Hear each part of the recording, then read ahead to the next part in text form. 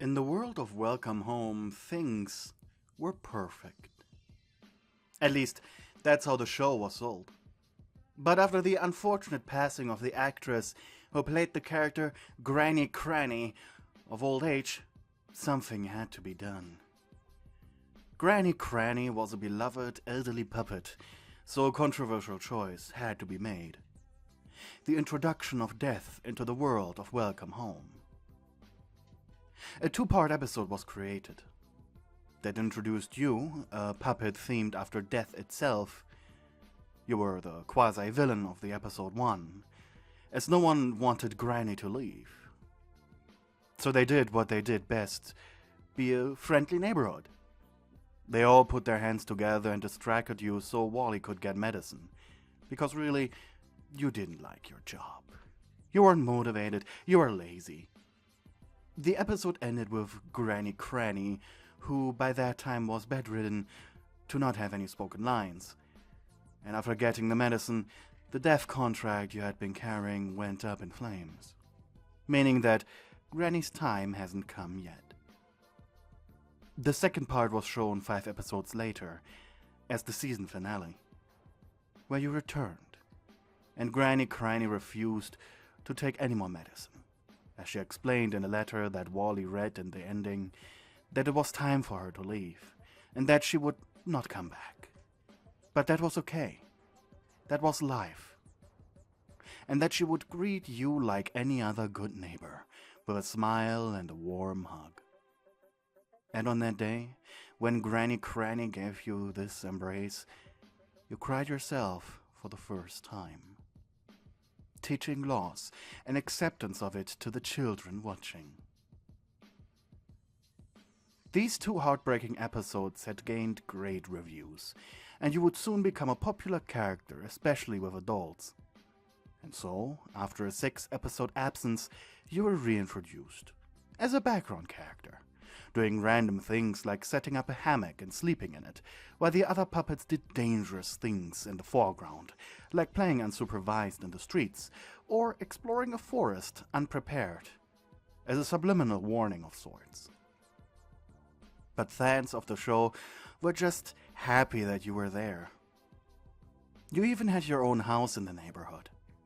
It was skull-shaped, with blue windows in the eyes, a chimney that produced bone-shaped clouds, and of course, a lot of chrysanthemums grew in your garden. Today you are shopping in Howdy Pillar's store.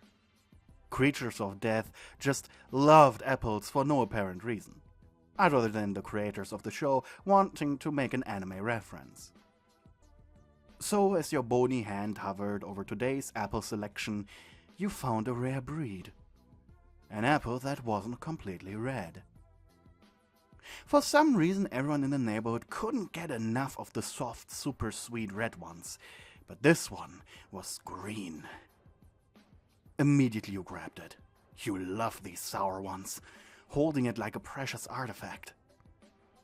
Howdy, still too intimidated by your presence, just let you take it. But you were a stickler for rules, so as you placed the apple on the counter, you crossed your arms. Yes, Miss Rockwell? Asked Howdy. Can I help you? You pointed at the one joke, get one free sign. You really don't have to, just take it, come on. Howdy was frightened by your jokes. They were a little, special. Have you ever heard the saying, one man's trash is another man's treasure? Howdy gulped. God damn it. How did he get himself into this? Yes? He stuttered.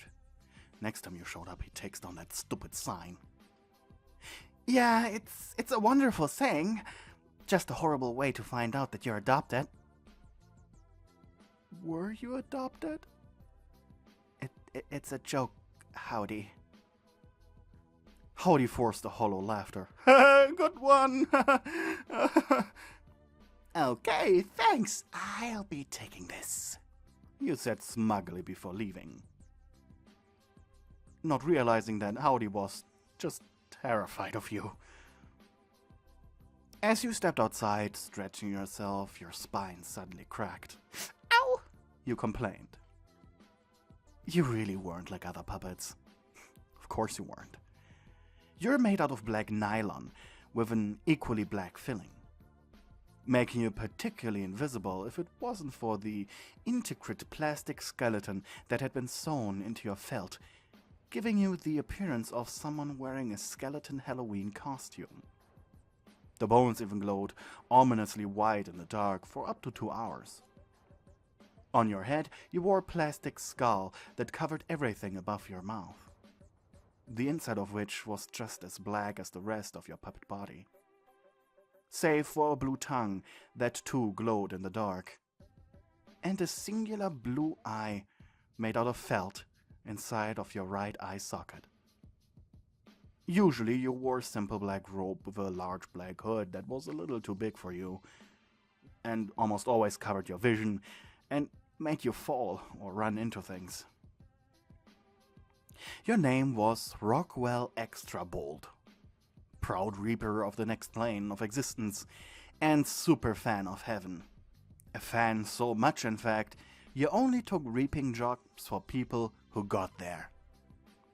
After all, your little heart couldn't muster sending someone down there, after all, even if they did horrible things. You took a big bite out of your apple, its juicy, sour goodness running down your gut, making you hum excitedly. And that's when, out of nowhere, a soul contract appeared before you. You grabbed it with your free hand and opened it. Soul contracts were given by angels and demons of death to reapers to collect souls for the various planes of existence. For example, a Viking would get a soul contract to deliver them to Valhalla or Niflheim. And since Welcome Home was a Christian town, for them it was either heaven or hell. With the apple in your gaping jaw, you read the letter. And you gasped, horrified. Narrowing your eyes, you summoned your scythe. This wouldn't take long, but you'd hate doing it. Thankfully, you knew exactly where your target was hiding.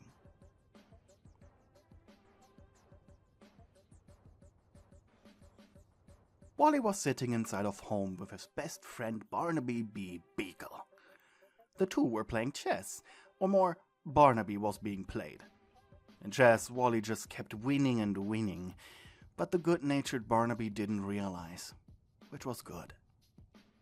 However, it was during Wally's 23rd win when, from outside, thunder struck. Barnaby's eyes shot up. "Wow, it didn't say it would rain today," said Barnaby. Concerned, Wally stood up. Yeah, same, old chap. Quietly, Wally walked up to the window. And at the same time, home ached and groaned. Ah, calm down, shush. Wally peeked outside, and the painter's eyes widened in horror. From the path approached a hooded figure with a scythe and a piece of paper in the other hand. Wally quickly turned around. It's Rockwell, he hushed. Barnaby slowly stood up from his chair. "Why is she here?" I don't think it's a courtesy visit. She would not have her hood up. Seconds later, the two men heard a knocking from the door. No one is home. You're not invited, said Wally quickly. I'm not a vampire. This is not how this works. The painter sighed and opened the door with a blank expression, allowing you to walk in. You were a little smaller than Wally, just barely able to reach his chin. You stopped in the middle of the room, checking your contract again. So I hear for me? What did I do? Not you, Wally, you said casually, before pointing the scythe at Barnaby. It's him. Immediately the dogman dropped to his knees, hands clasping together in prayer. Please, please, please don't. What did I do? I'm not a terrible person, he begged, while you raised your farming tool, swimming it down with deadly precision, not even caring. Stop! Shouted Wally in the last second. the metal of your tool just barely grazing the dog's pelt. Huh? You turned around. Can I see why? You nodded. Oh, of course. You gave Wally the contract. The painter sighed. Barnaby, he said angrily. What? It says you died because of your terrible diet. I don't have a terrible diet. You literally put cream and sprinkles on hot dogs. Raising a finger, Barnaby added. And condensed milk, strawberry drizzle, and, I think I shut up now. He looked to you. I only eat greens, right? Okay? Shrugging, you simply said, well, I'm here to do my job. I can't say anything else. Wally inhaled, thinking. Quick. He needed to come up with something. You were about to try and reap the dog again when Wally had an idea. Hey, let's go for a walk, like together. Setting the scythe on your shoulder, you looked at Wally perplexed. Huh? Yeah, I mean, the contract won't expire, right? I mean, yeah, he is dead unless he eats healthy, I mean. Exactly. So, Wally took a step closer to you and boldly grabbed your bony hand. Why don't we go for a walk? It's such a nice day, and this will allow Barnaby to get his affairs in order before going. You scratched your chin and thought. Shrugging, you accepted. Okay, great. Just, let me go say bye to Barnaby, okay? Remember, he's my best friend, and my heart could just not take it not saying goodbye to him. Wally grabbed the dog by his shoulder aggressively and pushed him into his kitchen. What now? You... Wally was super mad. Angrily, he punched the wall behind the overweight beagle. How can you even stomach hot dogs that... No. The child fell into the fountain. There's no helping it. From the fridge, the painter pulled out a big piece of broccoli. Not eating healthy got you into this mess? Then you better eat healthy to fix this. Not accepting any debate on this, Wally shoved the vegetable onto Barnaby. Cook it, eat it. I distract her. You have all the time in the world. Disgusted, Barnaby looked at the broccoli. Can I at least add... No. But... No cherry drizzle, no whipped cream, no chocolate chips, and especially no hot dogs. Wally was never this mad at Barnaby. So the dog took it serious. The painter stepped outside of the kitchen, where you were waiting. Hey, you said eagerly. Hey. He sounded defeated. Understandable. You smiled, however, as the two of you went outside. There always was a mild aura of bleakness around you that seemed to suck out the color wherever you stepped. It wasn't like the black and white aura of the Monochrome Gang, a group of villainous puppets who wanted to suck out all the color of the planet, but more dreariness, like invisible rain clouds were floating above your head. Of course, you yourself didn't realize it. You hummed, holding the scythe on your shoulder casually like a morbid parcel. I wish I wore my Sunday best for this, you said happily. Your Sunday best? Asked Wally curiously. It's a super awesome white robe with a red belt going around the waist. It's really comfy and not as gothic as my work clothes. Wally forced a smile. I'm sure you look lovely in it. You giggled like a little girl, taking his hand in yours. Oh, you're such a charmer, you snickered. You didn't notice it, but Wally couldn't take his eyes off yours reaping tool. It had a long wooden handle that had been spray painted in a metallic black tone. At its end, a super grim-looking blade, with serrations and artistic, intricate markings that looked like rose vines entangling the metal. It looked both expensive, impressive, and deadly, and was just all around an intimidating weapon. Ducks! You suddenly shouted, letting go of Wally's hand and throwing the scythe into the air as you chased after a small group of ducks. Wally almost getting hit by the tool, he stepped out of the way with a gasp. The painter was about to scold you, but then he watched you. Blushing a little, he chuckled. You actually managed to grab one of them. It didn't even protest. Returning the Wally, you held up the animal. Look how polite he is! Whack. You purred as you petted its back, and Wally chuckled, him gently caressing the animal's head. Yeah, it's cute. He almost said you're cute. Whack. It was many hours later. The sun was already setting, and while you were still outside with Wally, you stared up at the sky. Wow, you said. The sky was drenched in a beautiful orange. This is the perfect backdrop for reaping, you said.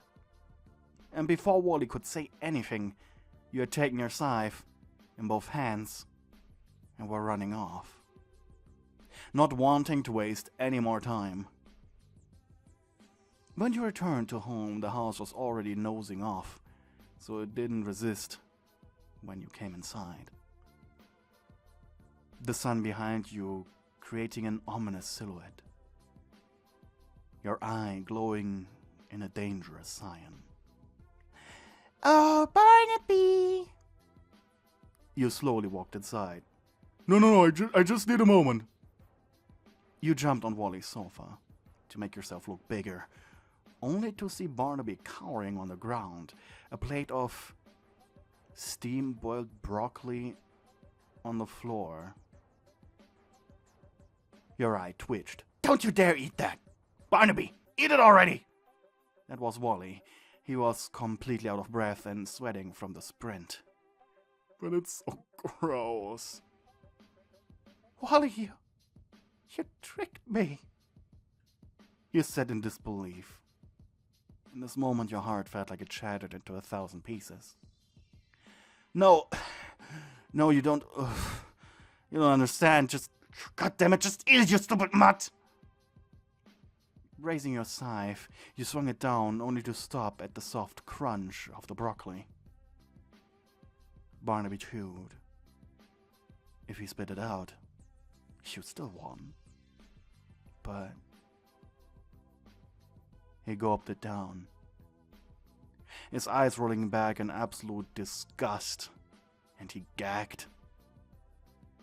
But then he took a second bite, and the contract on the living room coffee table puffed into a cloud of blue smoke. You failed.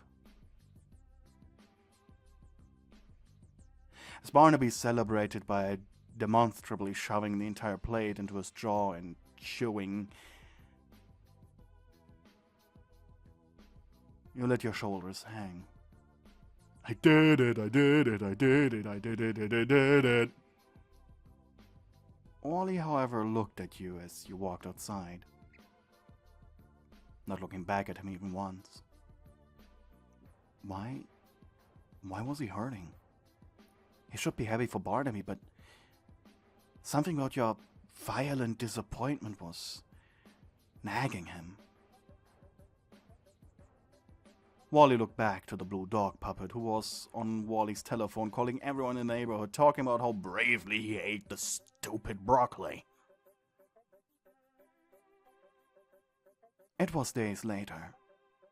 No one had seen you in the neighborhood, and loud music had been blaring from your home, indicating that you just simply didn't leave it. Almost subdued, Wally approached it one day. The dreary air on the area was oppressive here the most.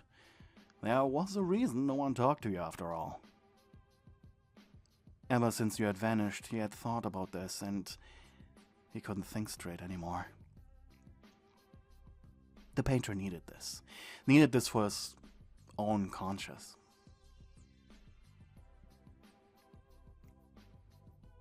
He knocked on your door. About a minute later, you opened it. A blue eye staring back at him at a tiny, tiny open creek. I wanted to apologize.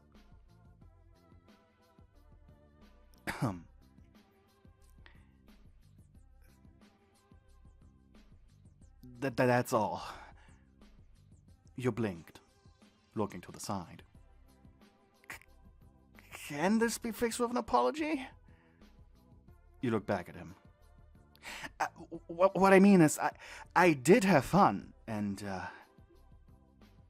I don't see the problem since, we both had fun and all.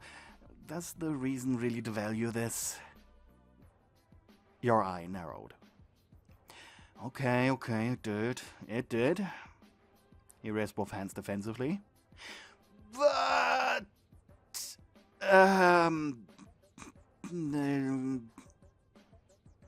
He quickly leaned to the side, picking up a duck ornament you just happened to have on your lawn. Ducks! Well, that was reason enough. You shrugged behind the door before fully opening it, grabbing him by the collar, pulling him closer, and using his momentum to force him to crash into you. Your lips touching, immediately your tongue entering his mouth, before you dragged him inside. Thank you to the people who are supporting me on Ko-fi. You guys are keeping me alive.